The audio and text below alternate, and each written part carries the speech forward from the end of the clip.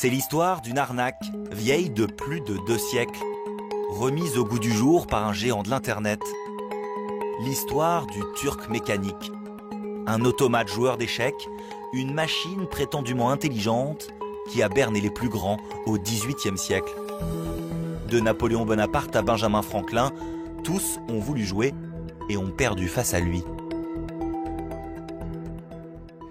Chacun avait sa petite idée, mais personne n'imaginait que quelqu'un se cachait dans la machine. Un joueur d'échecs était dissimulé sous la table. L'arnaque a duré plus de 50 ans. Aujourd'hui, c'est Amazon, le leader de la vente en ligne, qui a repris le concept du Turc mécanique et de l'humain caché dans la machine.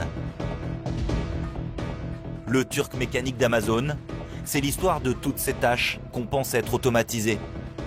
Quand sur Internet, vous achetez une veste et que le site vous suggère d'autres produits susceptibles de vous plaire, aucun logiciel, aucune intelligence artificielle n'a analysé ou anticipé vos goûts. C'est Roupandi, en Inde, qui les a choisis pour vous. C'est l'histoire d'une nouvelle forme de main-d'œuvre mondialisée, sans contrat, sans fiche de paye, disséminée partout dans le monde et travaillant pour quelques centimes d'euros. En réalité, ça n'est pas fait par des ordinateurs, mais par des êtres humains sur le Turc mécanique d'Amazon. Je suis parti à la rencontre de ces travailleurs de l'ombre. On les appelle des Turkers. De la Floride au New Jersey. De Bombay à Delhi en passant par la France, voici l'histoire de ces nouveaux forçats du net.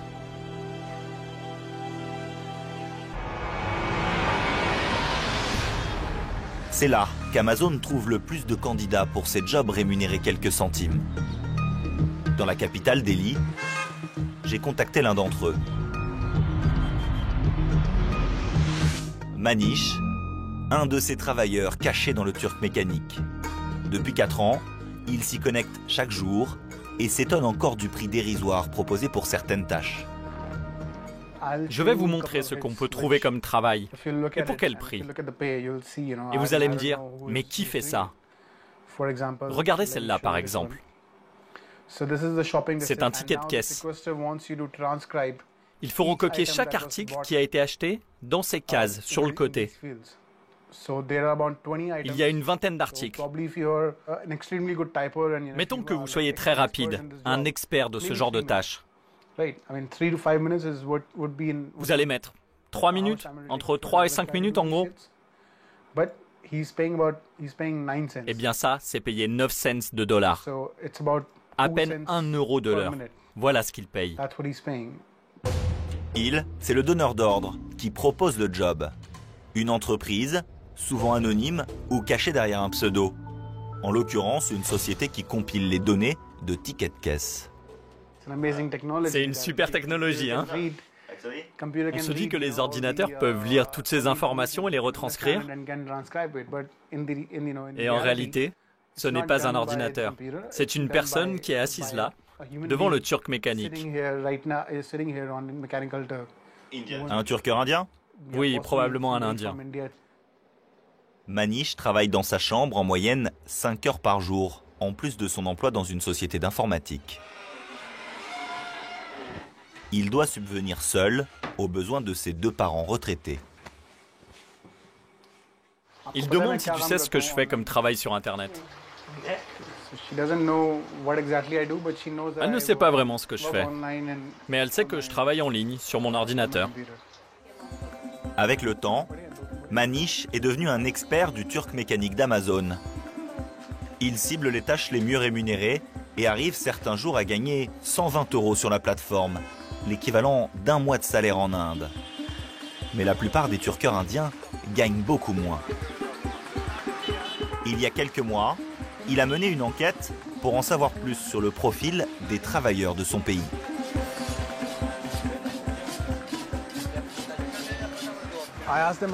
Je leur ai demandé depuis combien de temps ils turquaient,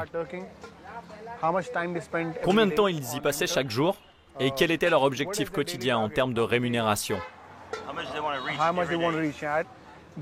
La moyenne était de 7 à 9 euros par jour. On parle de travailleurs à temps plein? Oui, la plupart y passent 5 à 6 heures par jour. Manish a découvert que la plupart des Turkers indiens sont comme lui, diplômés et qu'ils maîtrisent l'anglais. Mais en Inde, il est difficile de trouver un emploi qualifié hors des grandes agglomérations. Ces travailleurs sont donc une manne pour Amazon et pour les entreprises qui postent du travail sur le turc mécanique. Ce n'est pas leur priorité de nous soutenir. Ils savent que si un travailleur quitte la plateforme aujourd'hui, il y en aura 10 nouveaux demain. Même avec des tâches payées quelques centimes, Amazon n'a aucun mal à trouver de petites mains en Inde.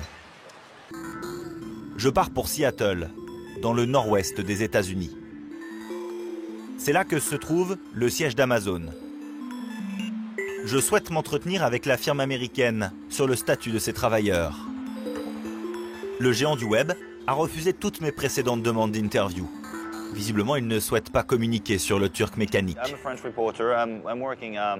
Je décide de tenter ma chance au siège de l'entreprise. C'est dans cet immeuble qu'est censée être installée l'équipe du turc mécanique. Mais sur le bâtiment, aucune plaque, aucune indication. Et même à l'accueil, on semble à peine savoir de quoi ou de qui je parle.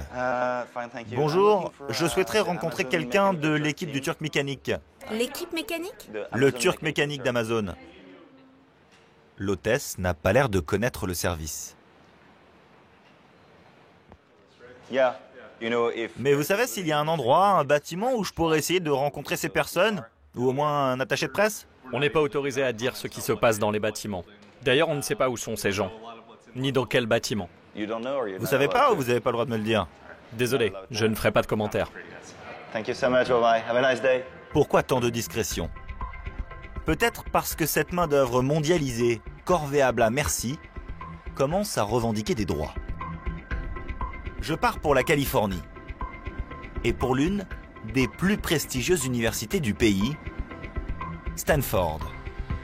Dans ces murs qui ont vu naître Internet ou encore Google, le premier syndicat mondial de travailleurs du web est en train de se créer. Niloufar Salehi, étudiante iranienne en doctorat, consacre toutes ses études aux Turkers et à la création d'une organisation pour défendre leurs intérêts. Hi, how are you? Salut, tu vas bien? Depuis la Californie, elle est en contact avec des Turkers du monde entier, comme Christy, qui habite Toronto, au Canada. Je sais qu'il y a encore des travailleurs qui ne sont pas à l'aise avec l'idée de se rassembler. Quand elle a découvert il y a 2 ans la plateforme d'Amazon, Niloufar y a vu l'émergence d'une nouvelle classe de travailleurs. Personnellement, je pense qu'on est au début de quelque chose de très important.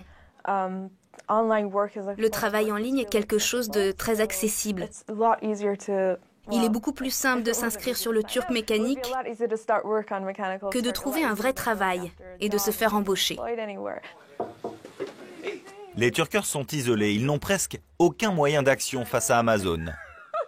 Avec Michael Bernstein, son professeur, ils ont donc réfléchi à ce que pourraient être les moyens de pression de cette nouvelle classe de travailleurs du net.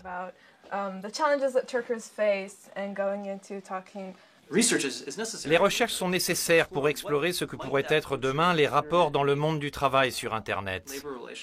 Notamment quand la plupart des techniques utilisées par le passé, comme la grève par exemple, ne fonctionnent pas sur le web. Pour faire entendre la voix des Turkers, ils ont donc créé un site internet et lancé une campagne très simple. Inciter chaque travailleur à envoyer directement ses revendications sur le mail personnel du PDG d'Amazon, Jeff Bezos. C'était une manière d'attirer l'attention, car les emails envoyés un par un, ça ne marche pas. Première mobilisation sur le web et première victoire pour les Turkers.